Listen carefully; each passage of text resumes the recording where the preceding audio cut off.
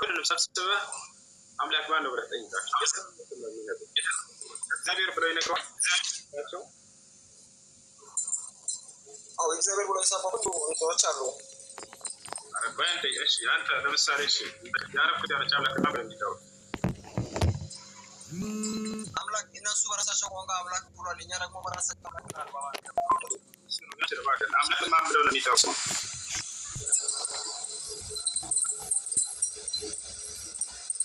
يعرف كريستيانوش أملاك ما بلو نبي دور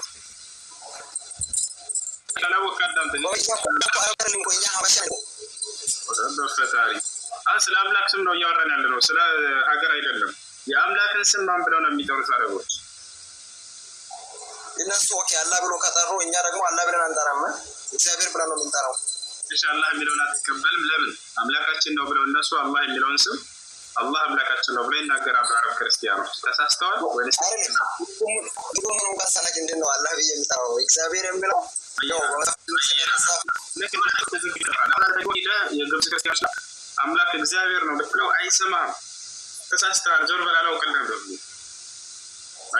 وكوي نسوي يراسا شو وده إنجا من أجابنا ومزاف كل ስለዚህ ይሄ ችግሩ ምንድነው ከተባለ መሰረታዊ የነበረውን የአምላክን ስም ይዞ ባለማስቀመጥ ምክንያት የመጣ ችግር ነው። ነገር አንድ አረብ ሙስሊም አንተ የኢትዮጵያ ሙስሊም አፍሪካ ሙስሊም ነጭ ሙስሊም አንተ አምላክ ማን ነው ብትለው ምንም ያላምነው ነው አላህ አምላክ እግዚአብሔር ነው። እግዚአብሔርን ያመለኩት እግዚአብሔርን ተባባላላችሁ የራሳቸው ጉዳይ። ስለዚህ ለማንኛውም ለእናንተ ለሙስሊሞች አላህ ቢሆንም ለእኛ ደግሞ ለክርስቲያኖች እግዚአብሔር ነው። ስሙ እግዚአብሔር ነው። ደግሞ አንደኛ ጢሞቴዎስ 3:16 ላይ እግዚአብሔርን የማምሰል ምስጢር ያለ ድርድር ታላቅ ነው። በቃ ብዙ ነገር ይላል። ቦታውን ማየት ትችላለህ። ያው ሐዋርያቶች እግዚአብሔር ብለው ሰብከዋል ያልከው ስህተት መሆኑን ተረድተሃል። እሱ ነበር። እናመሰግናለን። ምክንያቱም አንድም ሐዋርያ እግዚአብሔር የሚለውን ስም አያውቅም ነበር። እሺ ጥያቄ ጀምራችሁ ካለ ጥያቄ ጀምራ ኦኬ ቆይ እንትና እዚህ ጋር ብለው እኮ አሁን ቆይ ለሳድር ጠብቅ አንዴ ጥያቄ ጠይቃል። ሌሎች ክርስቲያኖች ስላለ ይጠይቁ። ከታች ያለው ልጅ ጥያቄ አልጠይቅም እስካሁን የመጨረሻ ጥያቄ ጠይቄ ልውጣ። ኦኬ ከሌላ ቦታ አንድ ጊዜ አዳምጥ እባክህ። ስለማውቅ አዳምጥ። የመጨረሻ እያልክ እስከ ማታ ድረስ ትቆያለህ። አንዴ ይጠይቁና ትጠይቃለህ። ከታች ያለው ልጅ ሰላም ብያለሁ። ሰላም እንዴት ነው? ጥያቄ አለ። እሺ ጥያቄ ነው። ነብዩ መሐመድን ነው የተቀበለው ማን ነው? ያፈረ ተሰነው ነው ነብዩነት ምን እንዴት ሰከፍ አድርገው በደንብ አይሰማም? አሁን ይሰማል። እሺ ነብዩ መሐመድን እንደ ነብዩ መጀመሪያ የተቀበለው ማን ነው? የተቀበለው እንዴት አቆም ነው? ወላሂ በደንብ አሰማም። ሰምታችኋል? በደንብ አልሰማኝም። አይሰማም። በቃ ኤርፎን ልጠቀምና በኋላ ጠይቅ ይቀጥል። አሁን ይሰማል። ልክ እንዳወራ ተናገር። ነብዩ መሐመድን እንደ ነብይ የተቀበለ መጀመሪያ ማን ነው? ነብዩ መሐመድ ሰለላሁ ዐለይሂ ወሰለምን እንደ ነብይ የተቀበለ ለመጀመሪያ ማን ነው ከተባለ ነብይነታቸውን የመሰከረ እንግዲህ በእርሳቸው ላይ ያየውን አይቶ ነብይነታቸውን የመሰከረ የመጀመሪያው ወረቃ ኢብኑ ነውፈል አለ። እነ ኸዲጃ አለች። አቡበክር ስዲቅ ረዲየላሁ ዐንሁ أول من آمن من الرجال أبو بكر الصديق رضي الله عنه وأول من شهد للنبي صلى الله عليه وسلم بالنبوة هو ورقة بن نوفل. እንግዲህ እነ አቡበክር ስዲቅ ረዲየላሁ ዐንሁ እነዚህ እነ ቢላል ረዲየላሁ ዐንሁ እነ ዓሊ ብን አቢ ጣሊብ ረዲየላሁ ዐንሁ እነዚህ ታላላቅ ሰሃቦች በነብዩ ሰለላሁ ዐለይሂ ወሰለም ነብይነት የመሰከሩ ናቸው። እሺ ማስረጃቸው ምንድነው? እንዴት ነው ነብይነቱ የሚታወቁት? በምን መስፈርት? ኦኬ ነብይነት እንግዲህ ቅድም እያነሳሁለት ነበር። ከታች ላለው ልጅ አብሬ ለሁለታቸው ልመልስላችሁ። የነብይነት ማረጋገጫ ምንድን ነው የሚለውን ስንመጣ ጊዜ ተአምራትን ያሳያቸው ነበር። ተአምራቶችን ማየት የሚፈልግ ክርስቲያን ካለ ሁላቸውም ያሳያቸዋለን። እና አንተ ነብይ ለመሆንህ የነብይነትህን ማረጋገጫ አሳየን እያሉ ጠይቋቸው ነበር። ሰዎች እየመጡ ለምሳሌ ጨረቃን መክፈል ጨረቃን ከፍለው እንደዚህ አሳይተዋቸዋል። ይህ አይን ያዩ የመሰከሩ ሰዎች የዘገቡት ዘገባ አለ፣ ቡኻሪና ሙስሊም ላይ ይገኛል።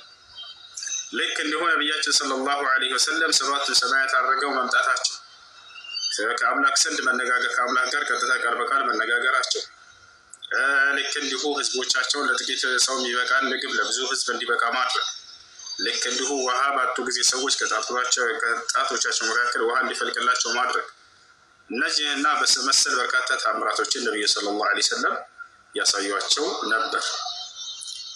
ይህ ነው። ሌላው ትንቢትን ተናግሮ አንድ ነቢይ ትንቢቱ በተናገረበት መሰረት ይፈጸማል አይደል? ትንቢት ይናገራል ነቢይ ይፈጸማል። ያንን ትንቢት እየተናገሩ ነብዩ ሰለላሁ ዐለይሂ ወሰለም ያ ትንቢት ወዲያው ሲፈጸም ይመለከቱ ነበር ሰሃቦች።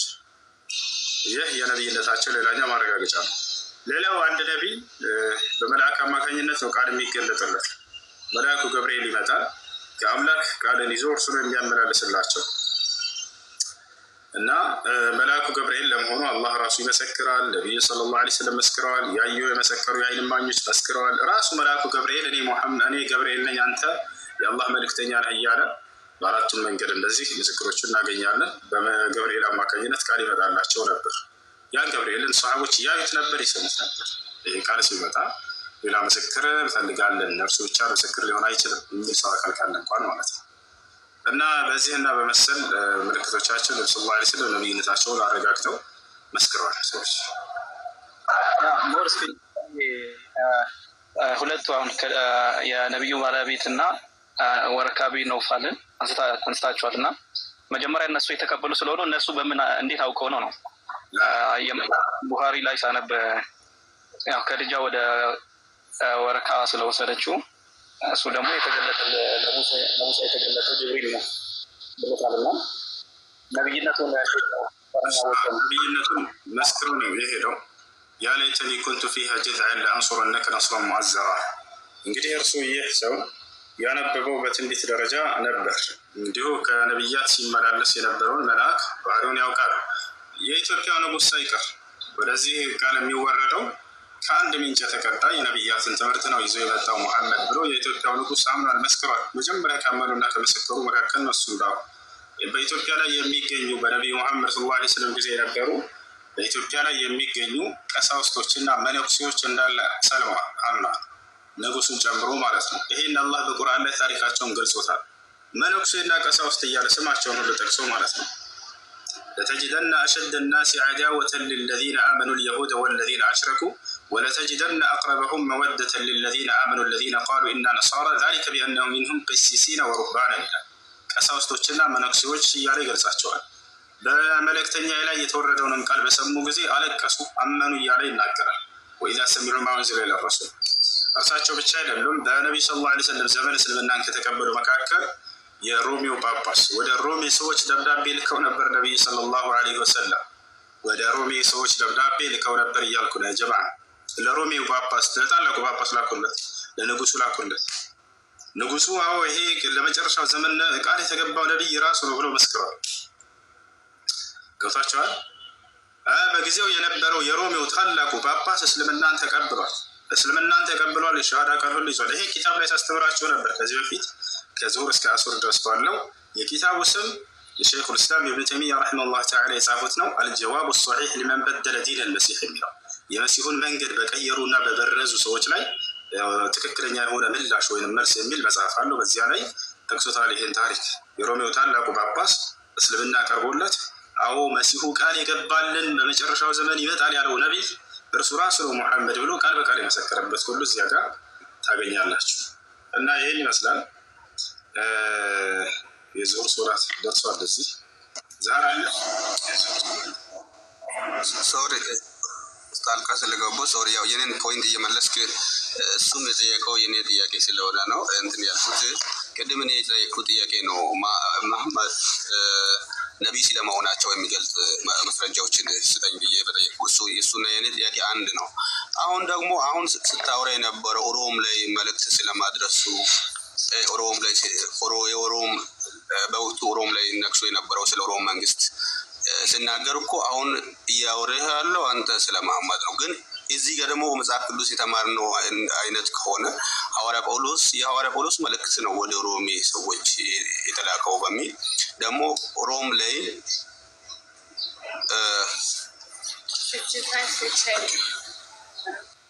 ይሰማል አንዴ ይውል ዛሬ አለሽ ይወለ ወገናችን ጳውሎስ ከዚያ በፊት ከክርስቶስ በኋላ አላህኛል ብሎ የተነሳ አካል ነው። እሺ ነብዩ ሰለላሁ ዐለይሂ ወሰለም ስለራሳቸው ነው እየተናገርኩኝ ያለው። ይሄ አዲስ ነገር ሆነባቸው አው ነብዩ መሐመድ ሰለላሁ ዐለይሂ ወሰለም ወደ ሮሜ ደብዳቤ ልከዋል። ወደ ሮሜ ሰዎች የላኩትን ደብዳቤ ማየት ከፈለክ ካሳያለሁ። እሺ ሐዲስ ቡኻሪ እና ሙስሊም ላይ ያለ ደብዳቤው ሙሉ አስነብባለሁ።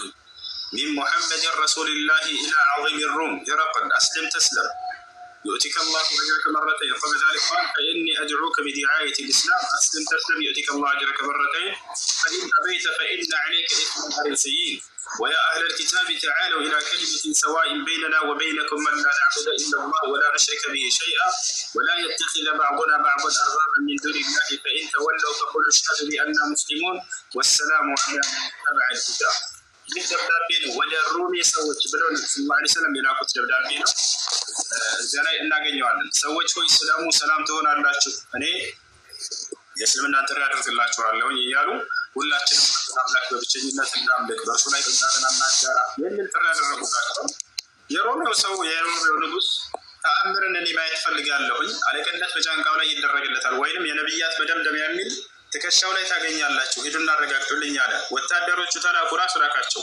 ሄደው አረጋገጡ። አዎ አይተናል ብለው መሰከሩ። ሌላ ምልክቶችን አይቶ የሰው እስልምናን ተቀብሏል። ይህን ይመስላል። ዛህራ ቀጥሽ እዚህ ሶላት ሲሰግድ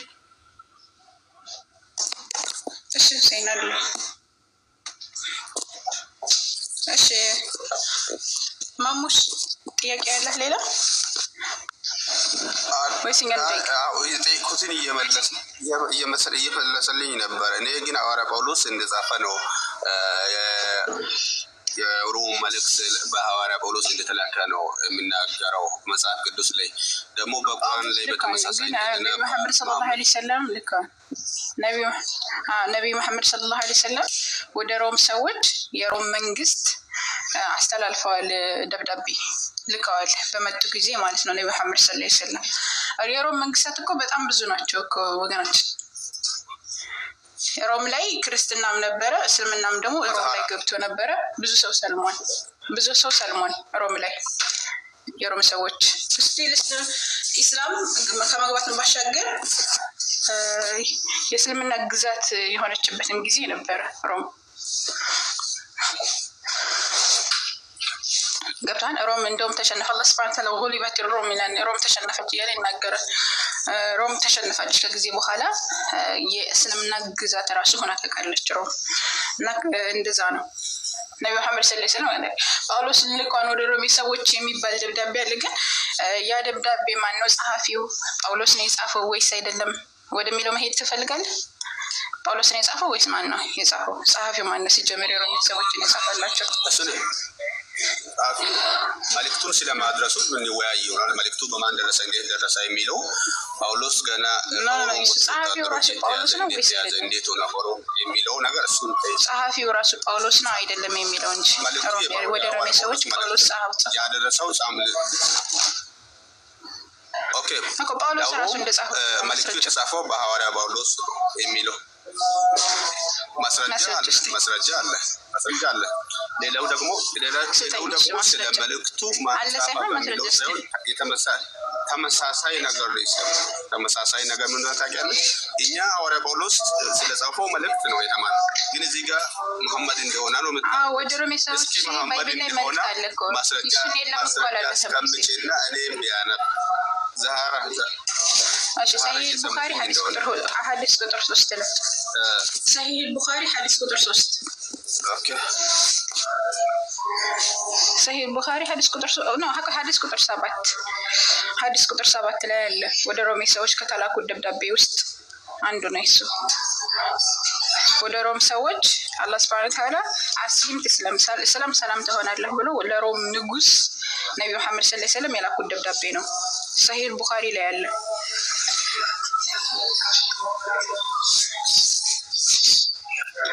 አለሁ ገለችን ትንሽ እኔ ጋር ትንሽ ድምፅ ስላለ ያቆምኩት ጥያቄ አለና እሱን ትጠርቂዋለሽ። እና አይሰማም ምንድን ነው የጠየኩት? መሐመድ ነብይ ስለመሆኑ አይሰማም ድምጼ አልተሰማውም። አዎ ይሰማሻል። እኔ ድምጽ ይሰማል አይሰማም? ይሰማል ትሰሚያለሽ የሚሰማ ከሆነ እኔ ሰሂህ አልቡኻሪ ሐዲስ ቁጥር 2 ላይ አማን ሐዲስ ቁጥር 7 ላይ አለ ነብዩ መሐመድ ሰለላሁ ዐለይሂ ወሰለም ወደ ሮም እንደጻፈው እንዳላኩላቸው እስቲ ደብዳቤው አሁንም ድረስ አለ ታውቃለህ አለ ደብዳቤው ራሱ የተላከው ደብዳቤ ራሱ አለ እንትና ላይ ማን ነው ቱርክ ላይ አለ የተጻፈው ደብዳቤው ራሱ ማለት ነው ኦኬ ግን እንትና ማን ነው ጳውሎስ ወደ ሮም ሰዎች የጻፈው ደብዳቤ እንደሆነ ምንድነው ማስረጃ አንተ ኦኬ ማለት ጻፈው ከማለው ጋር አሻገር ኦኬ አንድ ነገር ቅድም ውጡ ያስረዳ ትንሽ እየረበሸ ነበርና በትክክል ፕሮፌሰር ያልሰሙትም ነብይ ስለመሆኑ አንተ ነብይ ብሎ እግዚአብሔር እንደቀባ አሁን ቅድም ሁሱ እንዳለው አንድ ነው ብለሽ የምታምኚ አላህንና እግዚአብሔር አንድ ብለሽ የምታምኚ ከሆነ ያው በአላህ የተቀባ ነብይ ነው ብለሽ ከሆነ እሺ አላህ አንተ ነብይ ነህ ብሎ ያለበት ስለ ነብይነት አገልግሎት ብሏቸዋል ነብዩ መሐመድ ሰለላሁ ዐለይሂ ወሰለም ረሱሉላህ ይላል አላህ ሱብሓነሁ ወተዓላ ሙሐመድ የአላህ መልእክተኛ والذين معه شد على الكفار يلي ينقرن سورة الفتح ላይ አካባቢ እንደዛ ሙሐመድ የአላህ መልእክተኛ ነው እያለ ይናገራል አምላካችን አላህ ሱብሓነሁ ወተዓላ ኦኬ እየጻፍኩ እኮ ነው ለአነፍስ ማለት ነው ስለዚህ ቦታውን ልስጥህ አንቀጹን ልስጥህ እሺ ሐሰን መክፈት ይመችሃል አዎ ይመቸኛል ሰላም አለይኩም ወራህመቱላሂ ወበረካቱ ሰላም ወራህመቱላሂ ወበረካቱ ክፈትልህ እሺ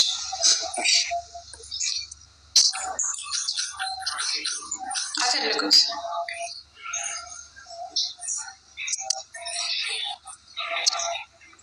የትኛውን የቁርአን አንቀጽ ልትፈትለት እሺ ምዕራፍ 48 ሱረቱ الفتح ምዕራፍ 48 ቁጥር 29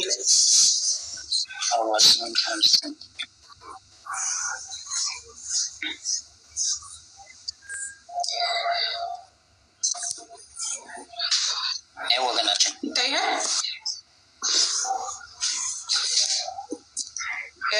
ይታያል ወገናችን محمد رسول الله إلى نملكة الله محمد يا الله ملكتنا نو والذين معه أشداء على الكفار الناس كرسو غاري ያሉት ወዳጆቹ ደግሞ አሽድናቸው على الكفار በከሃዲያኖች ላይ تراهم ركعا سجدا يبتغون فضلا من الله يا ملكة ورضوانه يلي نغرا ملكة الله سبحانه وتعالى ስለዚህ ሙሐመድ ያላህ መልእክተኛ መሆናቸውን እዚህ ጋር ያስቀምጣል በጣም ብዙ ቦታዎች ላይ ያሉ ነብዩ መሐመድ ሰለላሁ ዐለይሂ ወሰለም ያላህ መልእክተኛ መሆናቸውን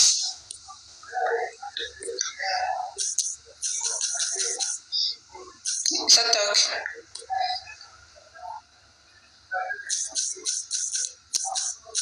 ይሰማል ማልያየው ነው ሰማል ያየው ነው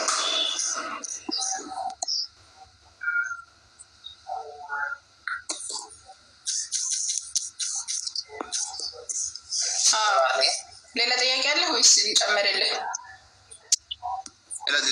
እሱን አሁን አይቻለሁ አነባለሁ ጨምሬ። ሌላው ደግሞ ሌላ ጥያቄ አለኝ።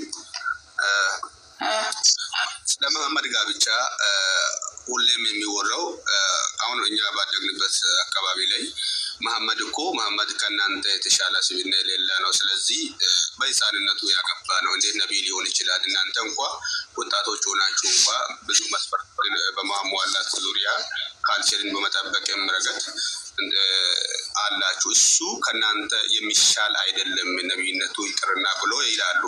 ስለዚህ በመሐመድ ጋብቻ ዙሪያ ላይ ምን የምትይው ነገር አለ? ያደረጉት ነገር ትክክል ነው ብለሽ የምታምኚ ከሆነ አሁን መደረግ ያለበት እዚህ ነው ያደረገው። እሺ፣ በመጀመሪያ አንድ ነብይ ለመባል ጋብቻው ጋራ የተወሰነ ነው። አንድ ነብይ ለመባል ጋብቻው ትክክልና ስህተት መሆኑ ላይ የተወሰነ ወይስ በአምላክ የተመረጠ መሆኑ ነው ትክክል የሚያስብለው? ወደዛ ከመሄድ በፊት ስብዕናው ነው፣ አምላክ መምረጡ ነው አንድ። ሁለተኛው ደግሞ ስብዕናው ያው ለሌላ ሰው አርአያ እንዲሆን ስብዕናው ራሱ ስለዚህ ስብዕናው መስተካከል አለበት። እሺ የኔን ልመልስና ከዛ ባይብል ላይ እንገባና እናወራለን። በመጀመሪያ ደረጃ የአላህ መልእክተኛ አለይሂ ሰላቱ ሰላም እንደሳቸው ስብዕና እዚች ምድር ላይ የለም፣ ወደፊትም አይፈጠርም፣ ተፈጥሮ ማያውቅ እንደሳቸው አይነት ያለው ስብዕና ያለው ሰው ማለት ነው። በዚህ ምድር ላይ በጣም ስብዕናቸው የላቁ ፍጥሮች ናቸው። ለዛ ነው ለከችላ አላህ ሱብሓነሁ ወተዓላ በጣም የላቁ ፍጥሮች እንደሆነ እንደውም ሰይዱል አንቢያ የነቢያት ሁሉ ሰይድ ወይም ደግሞ አለቃ እያለ የሚገልጻቸው እንደውም በሌላ አንቀጽ ላይ ለከችላ ወኢነከ ለዐላ ኹሉቂን ዐዚም ይላቸዋል። አንተ በታላቅ ስነ ምግባር የስነ ምግባር መለኪያ ራሱ እሳቸው ናቸው። የአላህ መልእክተኛ በስነ ምግባር አይተሙ። ትዳራቸው ላይ ደግሞ የአላህ መልእክተኛ አለይሂ ሰላቱ ሰላም እጅግ በጣም ታዛዥ የነበሩ ሰው ነበሩ። ሊጥ የሚያቦኩ ነበሩ። ቤት ውስጥ ገብተው ለትዳሮቻቸው ሊጥ እያቦኩ ቤተሰቦቻቸውን የሚያበሉ ልብስ የሚሰፉ አንድ ቀን ሴት ተማትተው አያውቁም። የአላህ መልእክተኛ አለይሂ ሰላቱ ሰላም ሚስቶቻቸውን ተማትተው አያውቁም። ተቆጥተዎቻቸው እንኳን አያውቁም። የአላህ መልእክተኛ አለይሂ ሰላቱ ሰላም እጅግ በጣም ነበር የሚወዷቸው፣ በጣም ነበር የሚያከብሯቸው።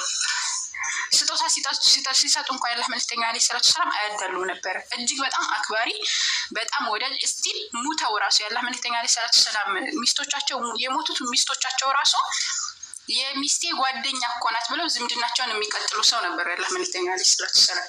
በጣም ስነ ምግባራቸው የተዋበ ለሰው ልጅ መለኪያ የሆኑ ናቸው፣ አርአያ የሆኑ። ከአንሻ ረዲየላሁ ዐንሃ ጋር በተያያዘ ደግሞ የሚነሳለ ሁል ጊዜ የምታነሱት አንሻ ረዲየላሁ ዐንሃ በህፃንነቷ አግብቶ እያላችሁ ማለት ነው። አንሻ ረዲየላሁ ዐንሃ በህፃንነቷ አላገባት። ህፃን ማግባት በእስልምና አይቻልም። ህፃን ማግባት ወይም ደግሞ ያለ አቅመ ሔዋን ያልደረሰች ሴት ማግባት አይቻልም። ታዲያ አንሻ ረዲየላሁ ዐንሃ ለአቅመ ሔዋን ደርሳለች ወይ ከተባለ አዎ ለአቅመ ሔዋን ደርሳለች። አላህ ያለ ራሱ አንሻ ረዲየላሁ ዐንሃ አንድ ሴት 9 ዓመት ከሞላት ለአቅመ ሔዋን ትደርሳለች ብላ ራሷ ተናግራለች። ራሷ ከተናገረች አይ አንቺ አልደረስሽም ማለት አትችልም። አንድ ሰው በእድሜ አይደለም እስልምና ላይ አንድ ሰው ለአቅመ ሔዋን ደርስ አንድ ሰው 19 ዓመትም 20 ዓመትም ሆኖት ለአቅመ ሔዋን ከደረሰች አትዳርም። ለአቅመ ሔዋን እንድትደርስ የሚያደርጋትን ነገር መጀመሪያ ማሟላት አለባት። ያንን ካሟላች ለአቅመ ሔዋን ከደረሰች ማግባት ትችላለች። ታዲያ አሁን የ9 ዓመት ልጅ የአቅመ ሔዋን ትደርሳለች ከተባለ አትደርስም። አሁን ላይ በድሮ ጊዜ ግን ነብዩ መሐመድ ሰለላሁ ዐለይሂ ወሰለም በነበሩበት ሰዓት ግን ለአቅመ ሔዋን ትደርስ ነበረ። ነብዩ መሐመድ ሰለላሁ ዐለይሂ ወሰለም የ9 ዓመት ልጅ አግብተዋል። የ9 ዓመቷ ልጅ ለአቅመ ሔዋን ስለደረሰች አንድ ቀንም ደግሞ የ9 ዓመት ልጅ ለምን አገባህ ብለው በዘመኑ የነበሩ ሰዎች በጣም በብዙ ነገር በ9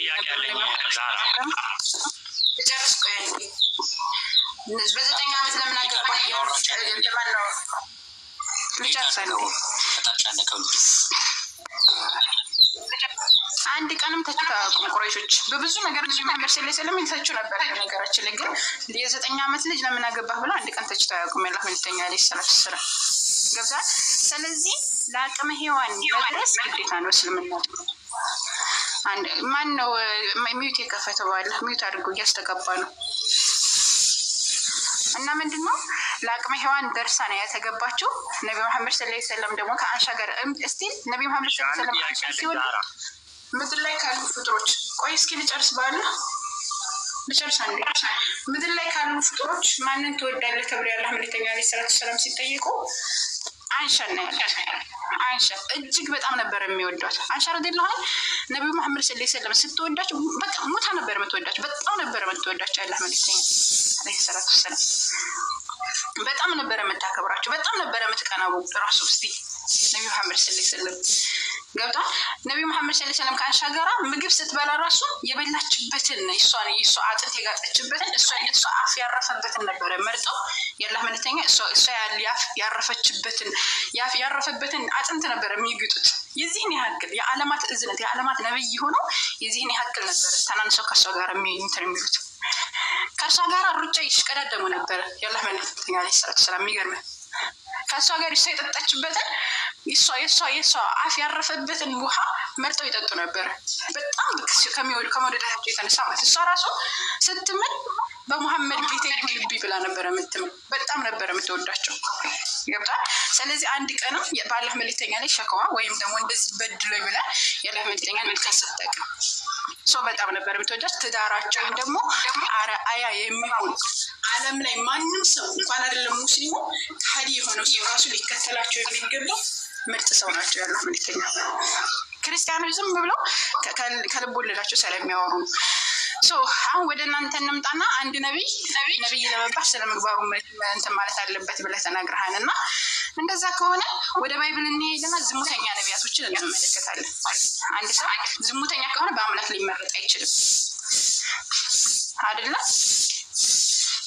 ወገናችን? ዝሙተኛ ብቻ አይደለም ማመጣላችሁ። በነገራችን ላይ በአምላክ ላይ የሚያጋሩ አምላክን የሚክዱ ነቢያቶች ራሱ ነበሩ። ከአምላክ ላይ ጣዖት የሚያስመልኩ ነቢያቶች ራሱ ነበሩ። ባይብል ላይ ጣዖት አምላኪ ማለት ነው። ጣዖት ቀርጸው የሚያስመልኩ ነቢያቶች። ከወንጀል ሁሉ ትልቁ ወንጀል ይሄ ነው፣ የሚያስገድል ነው። በኦሪት ሕግ አንድ ሰው ከአምላክ ውጭ ካመለከ ይገደላል፣ ዝሙት ከሰራም ይገደላል። የሚያስገድል ወንጀል ይሰሩ ነበረ ነቢያቶች ማለት የባይብል ነቢያቶች። ለምሳሌ አሮን ነብይ ነው እንደ ባይብል። አሮንን ወንድምህ አሮንን ነብይ አድርጌልሃለሁ ብሎ ለሙሴ የሰጠው የእግዚአብሔር ነብይ አሮን ጥጃ ሰርቶ ጣዖት አስመልኳል።